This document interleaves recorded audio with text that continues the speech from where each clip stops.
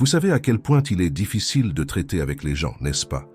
Parfois, ils peuvent être malhonnêtes, trompeurs, et même donner l'impression qu'ils essaient de nous compliquer la vie. Mais voyez-vous, le stoïcisme nous enseigne que traiter avec toutes sortes de personnes fait partie de la grande épreuve de la vie.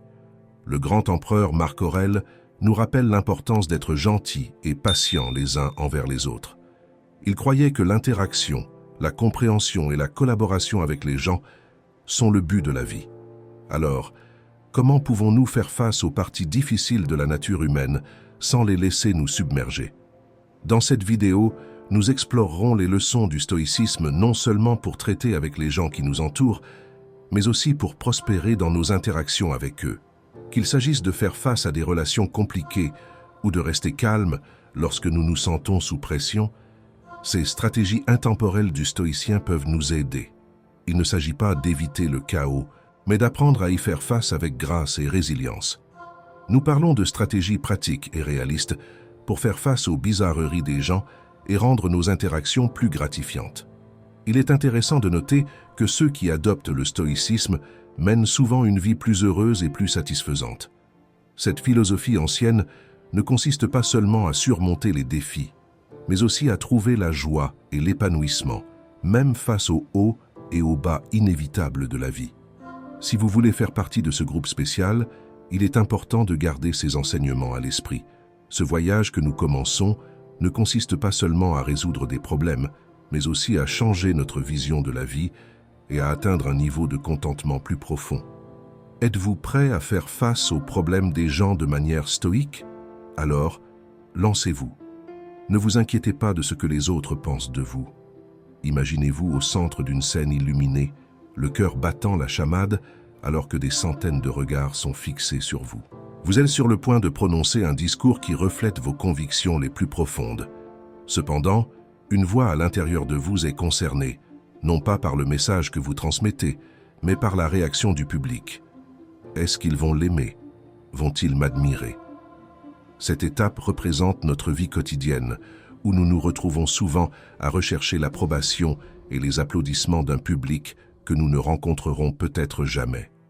Cette quête nous conduit dans une lutte intérieure entre l'expression de qui nous sommes vraiment et la recherche d'une approbation externe. Marc Aurèle a déjà abordé ce conflit il y a des siècles, nous rappelant que la recherche de l'approbation des autres est une quête vide, déconnectée de notre véritable essence. Nous nous aimons nous-mêmes plus que les autres, mais nous nous soucions plus de leur opinion que de la nôtre, disait Marc Aurèle dans ses méditations. Cette déclaration met en évidence l'ironie de donner la priorité à la validation externe plutôt qu'à la perte de la paix intérieure et de la satisfaction personnelle. Suivre ce nouveau chemin n'est pas comme appuyer sur un interrupteur, c'est plutôt comme s'occuper d'un jardin. Vous devez nourrir votre confiance en vous, renforcer votre estime de soi et parfois repousser la négativité. Chaque jour, vous ferez face à des défis, mais dans chaque défi, il y a un choix. Demandez-vous, est-ce que je vis pour les autres ou est-ce que je vis pour moi-même? Il s'agit de s'en tenir à ses croyances, de défendre ses valeurs et d'être honnête avec soi-même chaque matin. Soyez honnête. Lorsque le soleil pointe le bout de son nez à travers votre fenêtre, apportant avec lui la promesse d'un nouveau jour, il vous rappelle également que vous rencontrerez toutes sortes de gens. Oui, même ceux qui sont compliqués et ceux qui déforment les mots et ceux qui trouvent de la joie dans les peines des autres. C'est comme entrer dans un labyrinthe rempli de miroirs, reflétant une variété de personnages. Mais voilà, ces rencontres ne sont pas là pour vous tirer vers le bas, elles sont l'occasion de briller, de rester ferme dans votre honnêteté comme un phare au milieu d'une mer déchaînée. Être fidèle à vous-même et aux autres est votre armure. Il ne s'agit pas seulement d'esquiver les flèches de la déception, mais de ne pas permettre à ces flèches de changer qui vous êtes. Maintenant, vous vous demandez peut-être pourquoi s'embêter à être bon dans une mer de gens pas si bons? La réponse est simple. Votre gentillesse, votre honnêteté sont comme un phare. Ils percent le brouillard du mensonge, comme une lumière chaude qui les guide. Imaginez l'impact de cette lumière, comment elle peut inspirer quelqu'un perdu dans les ombres de l'obscurité à trouver son chemin. Oui, c'est difficile quand il semble que l'honnêteté est une perle rare, mais rappelez-vous, les bijoux sont prisés pour leur rareté. En choisissant d'être honnête, vous ne protégez pas seulement votre paix, Vous établissez une norme selon laquelle la vérité et l'intégrité ont leur place dans ce monde. Faisons de l'honnêteté l'une de nos stratégies, non pas parce que c'est facile, mais parce que c'est la bonne chose à faire. C'est ainsi que nous construisons une vie qui ne consiste pas seulement à survivre à la journée, mais à prospérer avec un but. Chaque moment d'honnêteté est un pas vers un monde où nous pouvons nous regarder dans les yeux et voir non seulement qui nous sommes, mais qui nous pouvons être ensemble. Soyons les architectes de ce monde, un mot honnête à la fois. Ne prenez pas les choses personnellement. Allons-y. Imaginez que vous passez une journée difficile, que vous avez peut-être renversé du café sur votre chemise préférée, que vous avez manqué un appel important ou que quelqu'un a dit quelque chose qui vous a profondément blessé. Il est naturel de se sentir affecté par ces moments. Vous seriez ennuyé ou contrarié. Mais voici un secret du livre de jeu stoïcien. Ne le prenez pas personnellement. Vous voyez, tout le monde a ses propres problèmes, ses distractions, et oui, ses mauvais jours. Lorsque quelqu'un explose ou fait une erreur, il s'agit souvent plus de lui que de vous. S'en souvenir peut totalement changer la situation. Pensez à un moment où vous avez perdu votre sang-froid ou fait une erreur. Essayez-vous de blesser quelqu'un? Probablement pas. Plus probablement, vous étiez dépassé ou vous ne pensiez tout simplement pas correctement. Nous sommes tous passés par là. En reconnaissant nos propres défauts, nous ouvrons la porte à l'empathie plutôt que de réagir avec frustration ou colère lorsque les autres échouent. Nous pouvons choisir la compréhension. Cela permet non seulement de soulager les tensions, mais aussi de construire des ponts. La prochaine fois que vous serez la cible d'un commentaire grossier ou d'une erreur d'un ami, arrêtez-vous, respirez et demandez-vous « Ai-je déjà été à leur place ?»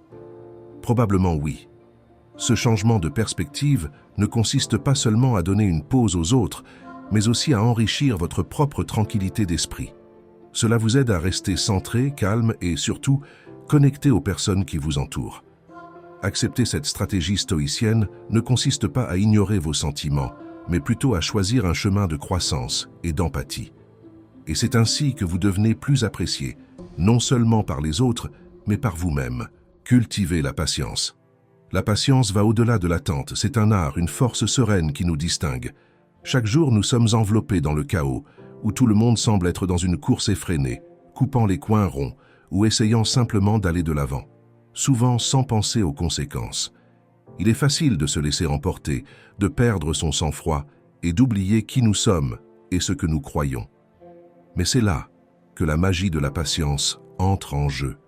En choisissant d'être patient, non seulement nous réagissons, mais nous prenons le contrôle, observons, comprenons, puis agissons conformément à nos valeurs fondamentales. Nous devenons l'œil tranquille au centre de la tempête, où tout le reste est chaotique et imprévisible. La question est de savoir pourquoi cela est important dans un monde qui valorise les solutions rapides.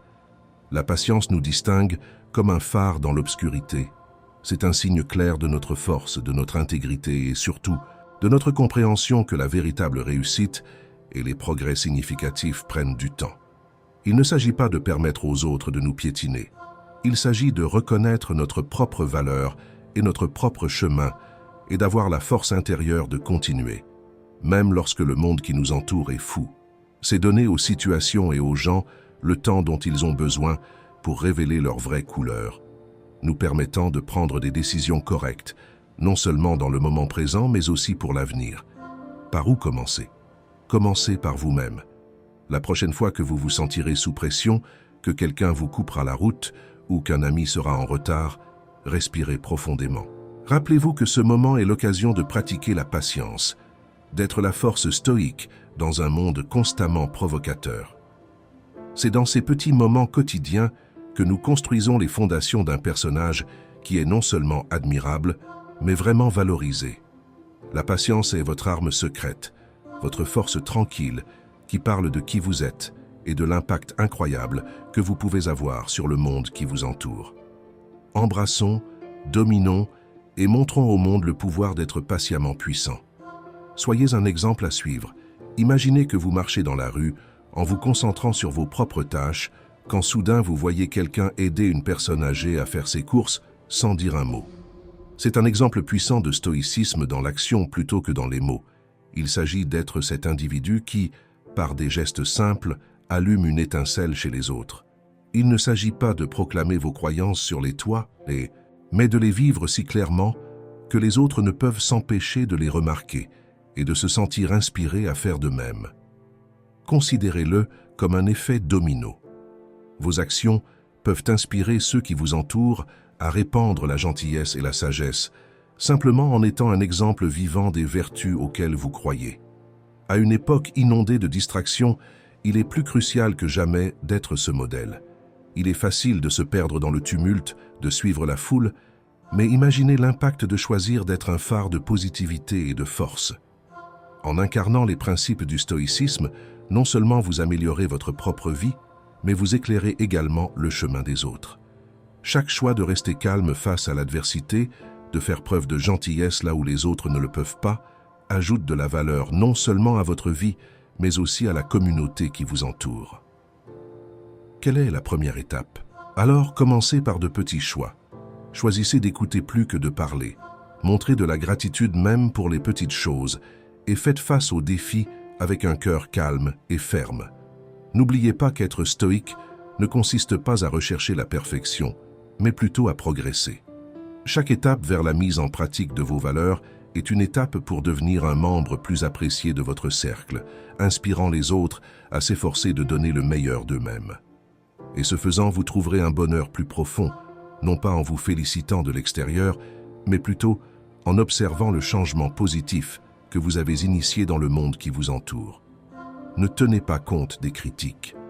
Allons droit au but de quelque chose qui affecte beaucoup d'entre nous, le bruit, la négativité et, oui, les critiques. Vous savez de quoi je parle? Ces voix parfois stridentes, parfois chuchotantes, qui vous disent que vous n'êtes pas assez bon, que vous ne pouvez pas le faire, que vous n'allez pas y arriver. Mais voici un secret des stoïciens, aussi pertinent aujourd'hui qu'il l'était il y a des siècles. Ignorez-les. Imaginez-vous portant un bouclier invisible, laissant toute cette négativité ressortir. Pourquoi? Parce que ce qui compte vraiment, ce sont vos actions, vos choix. C'est comme si vous alliez votre chemin avec des écouteurs, en écoutant votre musique préférée, concentré et inébranlable par le chaos qui vous entoure. C'est un peu comme la blague de Cicéron sur le fait de vivre comme si vous étiez à l'intérieur de la République de Platon, plutôt que dans les égouts. Cela a permis à la corruption et au désespoir de son époque de dicter ses actions. Au lieu de cela, il s'est concentré sur ce qui était juste, ignorant les troubles extérieurs. Pensez-y quand tout ce qui vous entoure vous semble s'effondrer. Lorsque l'espoir semble être un lointain souvenir, c'est le moment de vous ancrer dans ce qui est juste. Il ne s'agit pas d'ignorer les problèmes du monde ou de prétendre qu'ils n'existent pas. Il s'agit de reconnaître ce qui est sous votre contrôle, votre intégrité, vos actions, votre réponse à l'adversité. Marc Aurèle a mis le doigt sur le clou lorsqu'il a dit exactement cela. Faites ce qui est juste. Le reste n'a pas d'importance. Il ne s'agit pas d'être distant. Il s'agit de se concentrer sur le fait d'être la meilleure version de soi-même. Même quelle que soit la tempête qui fait rage autour de vous, pour mettre en œuvre efficacement ces stratégies stoïciennes, nous devons garder à l'esprit cette étape cruciale. Ignorer les critiques, non pas avec arrogance ou ignorance, mais avec une compréhension profonde que votre valeur, votre caractère, n'est pas déterminé par le chaos extérieur ou les opinions des autres. Il est déterminé par vos actions, vos choix, votre engagement à faire ce qui est juste, même quand c'est difficile. C'est ce que cela signifie de vivre comme un stoïcien au XXIe siècle, d'être valorisé davantage, non pas par des applaudissements ou des approbations, mais par la qualité de votre caractère et de vos actions qui parlent plus fort que n'importe quel mot prononcé. Continuons d'aller de l'avant, en ignorant les critiques et en nous concentrant sur ce qui compte vraiment. Appréciez vos proches. Vous est-il déjà arrivé de remettre à plus tard un appel ou un message à quelqu'un en pensant « je ferai ça demain » pour vous rendre compte que demain n'arrive jamais? Pour certains, c'est une dure leçon que beaucoup d'entre nous ont apprise à leurs dépens. Le stoïcisme, une philosophie vieille comme les collines, mais aussi pertinente que sa dernière mise à jour sur les réseaux sociaux, nous enseigne un principe crucial. Un jour vous mourrez. Rappelez-vous que vous retournez à la terre, à la nature, mais il ne s'agit pas seulement de se souvenir de notre propre mortalité. Il s'agit de comprendre que toutes les personnes que nous apprécions sont également en prêt. Imaginez si nous vivions chaque jour comme si c'était notre dernière chance de dire à quelqu'un que nous l'aimons, l'apprécions ou lui pardonnons. À quel point nos relations seraient plus significatives. Prenez un moment pour vous souvenir de la dernière fois que vous avez parlé à quelqu'un qui vous est cher.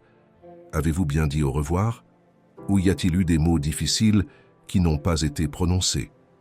Le stoïcisme nous rappelle doucement mais fermement de ne pas nous coucher en colère. La vie est incroyablement fugace. Une minute, vous planifiez un rendez-vous le week-end, l'instant d'après, vous souhaitez avoir un moment de plus pour dire ce qui compte vraiment. Il ne s'agit pas de vivre dans la peur, mais de vivre avec intention. Valoriser vos proches signifie tirer le meilleur parti du moment présent, pardonner rapidement, aimer intensément et ne jamais manquer une occasion d'exprimer à quel point ils comptent pour vous.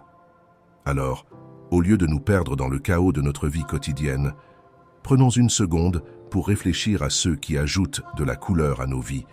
Faisons-leur savoir qu'ils sont appréciés, non pas demain, mais aujourd'hui. Qu'il s'agisse d'un message, d'un appel tant attendu ou d'un câlin serré, faites en sorte que cela compte. N'oubliez pas que dans le grand voyage de la vie, ces moments de connexion sont ce qui compte vraiment. N'attendons pas qu'on nous rappelle notre mortalité pour commencer à apprécier ceux qui comptent le plus. Il est donc temps d'agir. Cliquez sur le bouton d'abonnement, laissez votre like et commentez ci-dessous comment vous commencez votre déménagement ici et maintenant. Cela montre que vous êtes arrivé jusqu'ici, que vous faites cet acte de gentillesse, la gentillesse vous reviendra. Votre participation est essentielle pour enrichir notre communauté et nous guider vers la sagesse. Ensemble, nous maîtriserons l'art de la résilience stoïcienne. Restez forts et persévérez. Merci beaucoup pour votre soutien ici et à la prochaine, mes amis.